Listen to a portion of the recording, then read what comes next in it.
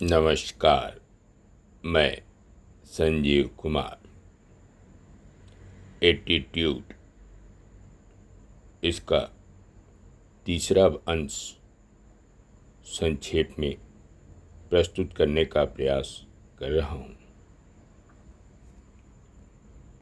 दूरदर्शिता, परिवर्तन, सीख, भय, निडरता के कालब में बटा हुआ यह पुस्तक अत्यंत महत्वपूर्ण है। इसके लेखक गण हैं एडम एस्टन एवं एडम जोन्स। ज्ञान की वह बातें जो किसी ने आपको कभी नहीं सिखाई। उलझन का प्रबंधन। नई बातों को सीखने का अर्थ है कि आप भूल चूक करेंगे, परंतु जैसा कि कहा गया है कि यदि आप कभी प्रयास नहीं करेंगे तो आप कभी नहीं जान पाएंगे। सीखने का तात्पर्य है नई बातों को परखना, जिसका अर्थ है चूकना। अतः चूकना से मत चूकिए। हम प्रारंभ में गलती करेंगे ही और लोग हंसेंगे ही तथा हमें लज्जित होना पड़ेगा, परंतु सबसे बड़ा लाभ यह होगा कि हम सीखेंगे। याद रखें, सीखना ही वह प्रकाश है जिसमें हमें सफलता का मार्ग दिखता है।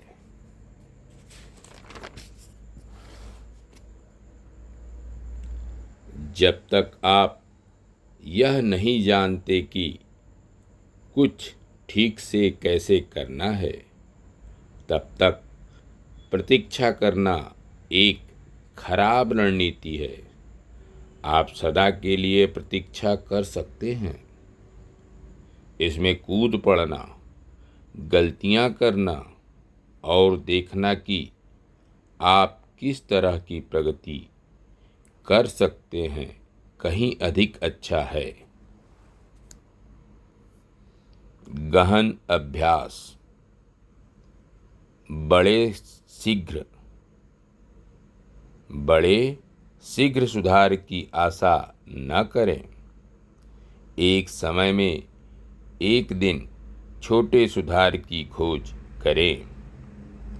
प्रेरित the talent code, Dan Coyle. HSE the holy sit effect. यह प्रशंसा और ईर्ष्या का मिश्रण है।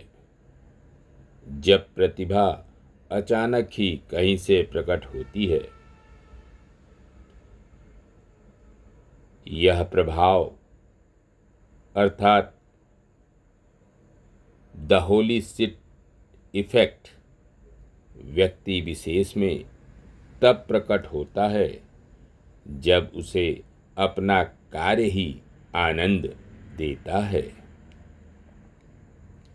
यदि आप ऐसा कौशल सीखना चाहते हैं जिससे लोग कहें, हे भगवान, तो आपको गहन अभ्यास करना होगा।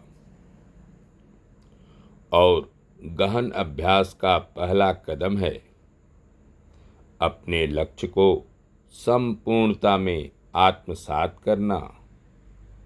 एक बार जब आपका अवचेतन मन जान जाता है कि आप अपने शरीर से क्या कराना चाहते हैं, तो वह उसका अनुकरण करना आरंभ कर देगा और आप नए कौशल को सीखने की दिशा में बहुत आगे बढ़ेंगे। इससे पहले कि आप इसे प्रारंभ करें, गहन अभ्यास का दूसरा कदम है लक्ष्य या कौशल को छोटे छोटे भागों में विभाजित कर सबसे सरल भाग से सीखना प्रारंभ करें। और तीसरा कदम है गति धीमी करें। अभ्यास बहुत धीरे धीरे करें, जैसे हिमनद गति करता है। इसका सबसे बड़ा लाभ यह होता है कि आप एकदम सही सही सीखते हैं। एक बार अब्राहम लिंकन ने कहा था, मैं सीखने में धीमा हूँ, परंतु जो मैंने सीखा है उसे भूलने में भी धीमा हूँ। मेरा दिमाग इस्पात के टुकड़े की तरह है, इस पर कुछ भी खरोंचना बहुत कठिन है, परंतु एक बार कोई खरोंच आ गई तो इसे मिटाना लगभग असंभव है। धीमी गति से चलने से हम त्रुटियों पर अधिक सूक्ष्म रूप से ध्यान दे पाते हैं और प्रत्येक गोलीबारी के साथ सटीकता का उच्च स्तर बनता है। उत्तम से सर्वोत्तम बने रहने के लिए अभ्यास सुनिश्चित करें। व्लादिमीर होरोविट्ज एक महान पियानो वादक जो 80 वर्ष की अवस्था तक प्रदर्शन करते रहे, उन्होंने कहा, यदि मैं एक दिन के लिए अभ्यास छोड़ देता हूँ तो मुझे पता चलता है, यदि मैं 2 दिन के लिए अभ्यास छोड़ देता हूँ तो मेरी पत्नी को पता चलता है, और यदि मैं 3 दिन के लिए अभ्यास छोड़ देता हूँ तो दुनिया को पता चलता है। अतः अनवरत अभ्यास ही आपको सफलता के शिखर पर बनाए रखती है।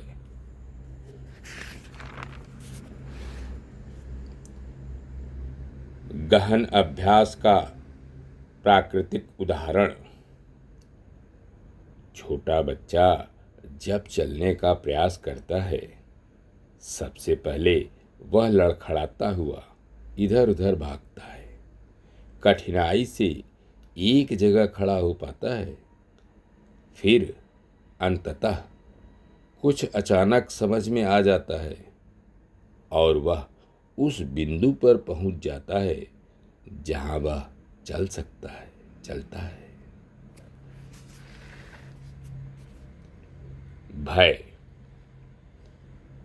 भय अपरिहार्य है। हम सब किसी न किसी बात से भयभीत रहते हैं। भय सफलता के मार्ग में पहली और सबसे बड़ी बाधा है। भय को पुनः परिभाषित कर भय को नियंत्रित किया जा सकता है।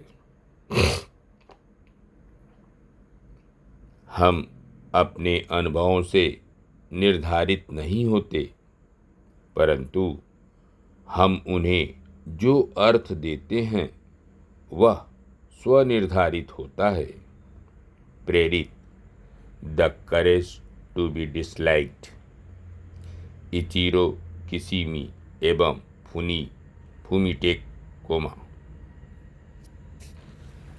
फ्रायड के अनुसार हमारा अतीत ही हमारा वर्तमान और भविष्य तय करता है।